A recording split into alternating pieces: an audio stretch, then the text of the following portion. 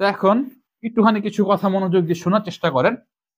নন periodic composite signal. তো নন periodic composite সিগন্যালের হচ্ছে ফিগার আমরা কোনো ড্র করছি না, বাট এটা আসছে কোথা থেকে সেটা আপনার বুঝতে হবে ফার্স্ট অফ অল। তো এখন ধরেন নন পিরিয়ডিক কম্পোজিট সিগন্যাল, তো এই যে আমাদের সিগন্যাল এটা আমরা পেতে পারি হচ্ছে যে আমি যে কথা বলছি এবং হচ্ছে এই যে মাইক্রোফোন দিয়ে যে রেকর্ড হচ্ছে, এই মাইক্রোফোন রেকর্ডের মাধ্যমে হচ্ছে এটা আমরা পেতে পারি নন পিরিয়ডিক কম্পোজিট সিগন্যাল, রাইট? তো এখন আমি যে একটা কথা বলছি, মনে করেন আপনার নাম হচ্ছে রাকিব, আমি ডাক দিলাম এই রাকিব, এই রাকিব, এই রাকিব, তিনবার ডাক দিয়েছি। তো এই যে তিনবার যে কথা বলেছি, তিনবার যে একই যে আমরা একটা নাম নিলাম, এটা যদি আপনি কম্পিউটারে যদি ফ্রিকোয়েন্সি অ্যামপ্লিটিউড অ্যানালাইসিস করেন, প্রত্যেকবার ভিন্ন ভিন্ন আসবে, মাস্ট বি ভিন্ন ভিন্ন আসবেই আসবে। হিউম্যান বিইং সেম পিরিয়ডে বা হচ্ছে সেম ফ্রিকোয়েন্সি বা হচ্ছে সেম অ্যামপ্লিটিউড হচ্ছে কোনোদিন হচ্ছে কোনো নয়েজ হচ্ছে প্রডিউস করতে পারে না, একটু উঁচা নিচা মাস্ট বি হবেই। আশা করছি বুঝতে পারছেন। বাট কম্পিউটার দিয়ে এটা পসিবল, কম্পিউটার দিয়ে হচ্ছে যে পিরিয়ডিক পসিবল। তো নন পিরিয়ডিক কম্পোজিট সিগন্যালের ক্ষেত্রে হচ্ছে আপনার যে কাজটা করবো সেটা হচ্ছে মাইক্রোফোন হচ্ছে রেকর্ড করে নিব, এবং রেকর্ড করার পরে হচ্ছে এরপর যদি আমরা ডিকম্পোজিশন দেখি, সে হচ্ছে টাইম ডোমেইনে যদি আমরা ডিকম্পোজিশন দেখি কার, নন পিরিয়ডিক কম্পোজিট সিগন্যালের,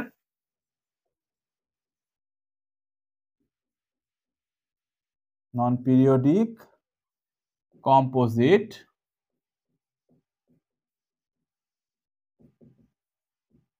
সিগন্যাল দেখতে চাচ্ছে হচ্ছে টাইম ডোমেইনে ডিকম্পোজিশন।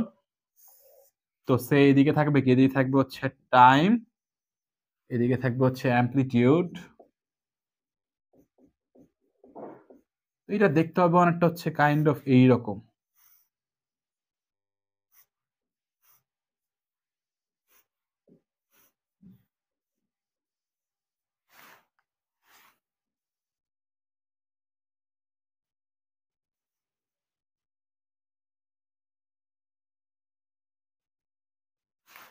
অনেকটা হচ্ছে এরকম দেখতে হবে, এবং হচ্ছে এই যে আমাদের বক্সগুলো মাস্ট বি হচ্ছে ব্ল্যাক থাকবে সবই।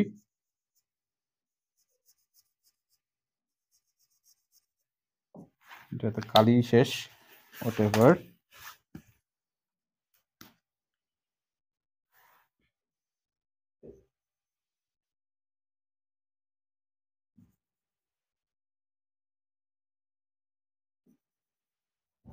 এগুলো সব হচ্ছে কাইন্ড অফ ব্ল্যাকিশ থাকবে।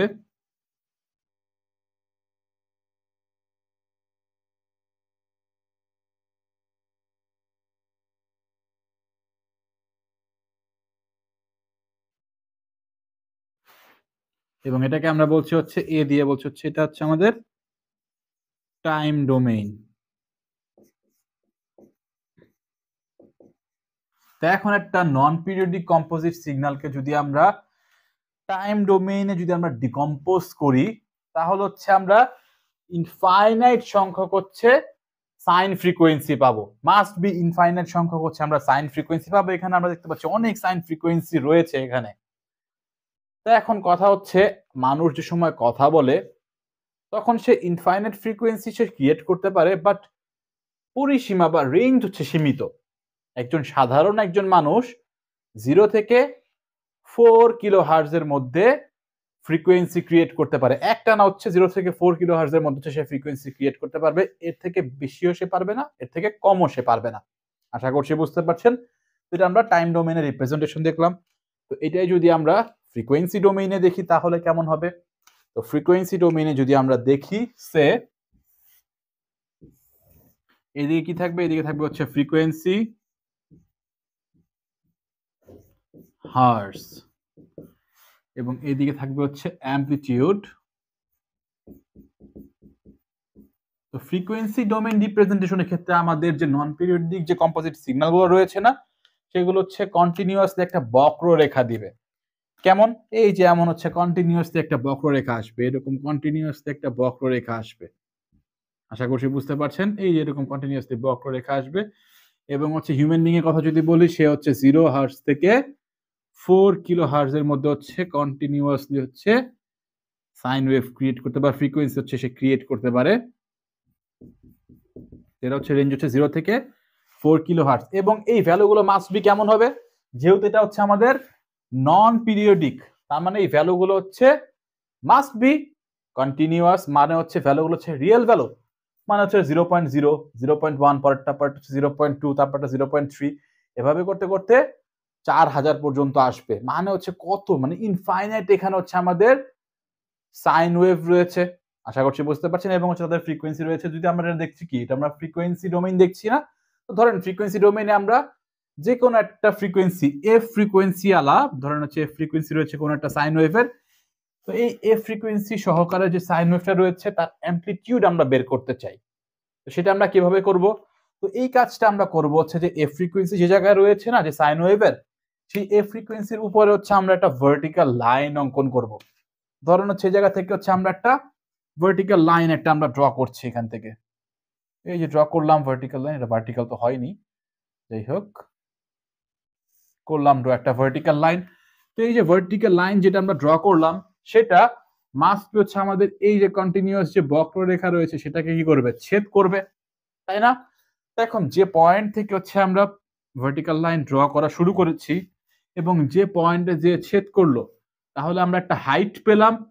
এই হাইটই হবে আমরা যে সাইন ওয়েভটার ফ্রিকোয়েন্সি নিয়েছি সেই সাইন ওয়েভের অ্যামপ্লিটিউড, এই এতটুকু হচ্ছে তার অ্যামপ্লিটিউড হবে। আশা করছি বুঝতে পারছেন যে আমরা কিভাবে হচ্ছে একটা সাইন ওয়েভের অ্যামপ্লিটিউড কোনটার ক্ষেত্রে, নন পিরিয়ডিক কম্পোজিট সিগন্যালের ক্ষেত্রে হচ্ছে বের করতে পারি। আশা করছি বুঝতে পারছেন। এবং এটা হচ্ছে আমাদের কি ছিল, এটা ছিল হচ্ছে আমাদের frequency domain,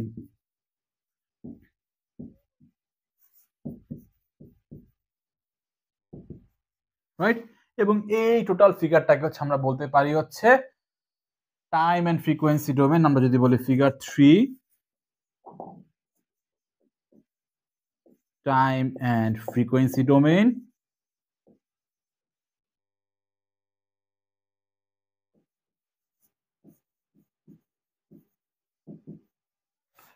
decomposition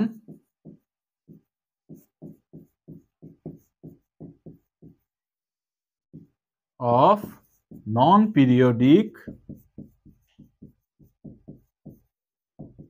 composite signals.